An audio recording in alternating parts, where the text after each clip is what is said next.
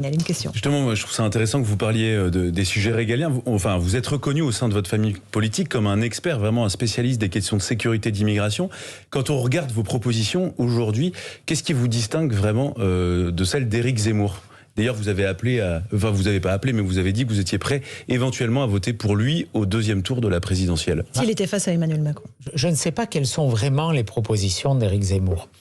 Je partage et je peux partager une partie du constat que dresse Éric Zemmour sur le déclin de notre pays, sur les menaces auxquelles il est confronté, sur la montée de l'islamisme, sur le déclassement, qu'il soit social, d'une partie des ménages français, qui regardent l'avenir avec beaucoup d'inquiétude.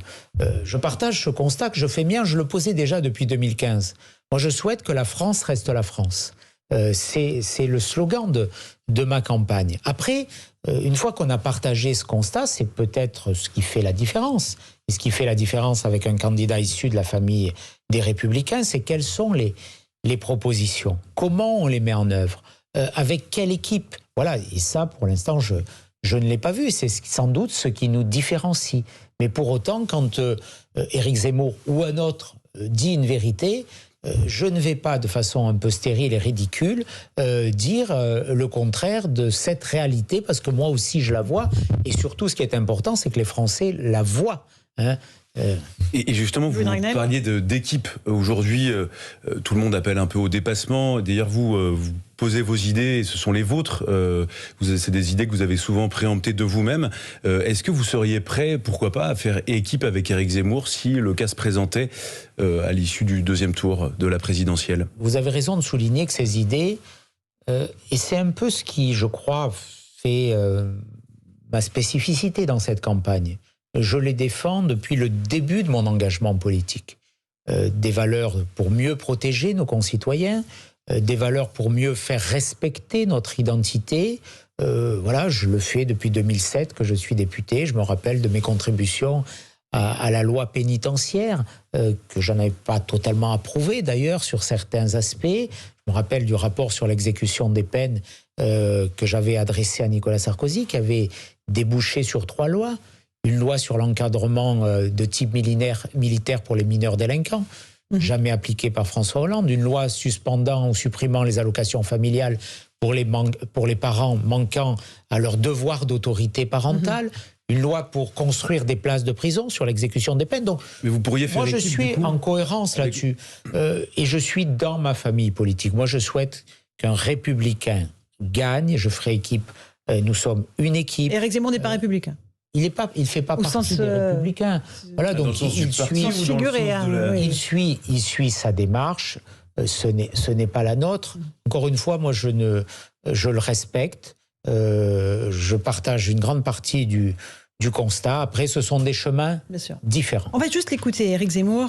Il était il y a quelques jours sur ce plateau. Écoutez ce qu'il dit à propos de cette primaire qui va s'organiser pour les Républicains. LR est devenu depuis longtemps un parti de notables centristes qui a trahi l'héritage du général de Gaulle, qui a trahi l'héritage de Georges Pompidou, qui a même trahi l'héritage du RPR des années 90.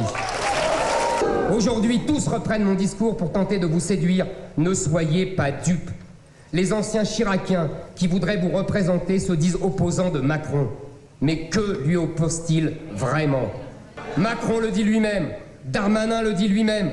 Rien ne les sépare. Leur programme de 2022, c'est le programme de Macron en 2017. Leur primaire, c'est la bataille pour choisir le futur Premier ministre de Macron. Ne soyez pas dupes. Voilà, c'était pas dans le studio d'Europe 1, c'était en meeting, vous l'aurez noté, il n'y a pas de public. Est-ce que vous allez choisir le Premier ministre d'Emmanuel Macron, Éric Ciotti ? Non, nous allons choisir le président de la République. C'est toute la différence. Et encore une fois, j'ai la certitude que seul le candidat qui sortira vainqueur de cette primaire peut gagner. Et moi, je souhaite qu'on gagne. Je souhaite qu'on ne soit pas que dans le constat, aussi pertinent soit-il. Je souhaite qu'on ait le courage de l'action. Et les propositions que je porte aujourd'hui, comme celles que j'ai faites adopter hier, que j'ai toujours défendues hier, mon attitude au second tour de 2017. Moi, je suis le seul candidat. Vous êtes le seul à ne pas avoir voté Macron, d'accord. Vous avez voté pour qui? J'ai voté, j'ai voté blanc. J'ai mis un bulletin dans l'enveloppe au nom de François Baroin. Donc, qu'est-ce qui nous dit que les autres auront la même attitude que vous en 2022 si Emmanuel Macron est élu? Vous leur poserez sans doute la question. Moi, mon attitude, elle est claire. J'ai toujours assumé mes choix, je les revendique. Je suis de droite. Je ne m'excuserai pas d'être de droite. Vous n'irez ces procès qui sont faits, en tout cas, je ne les reçois pas pour moi.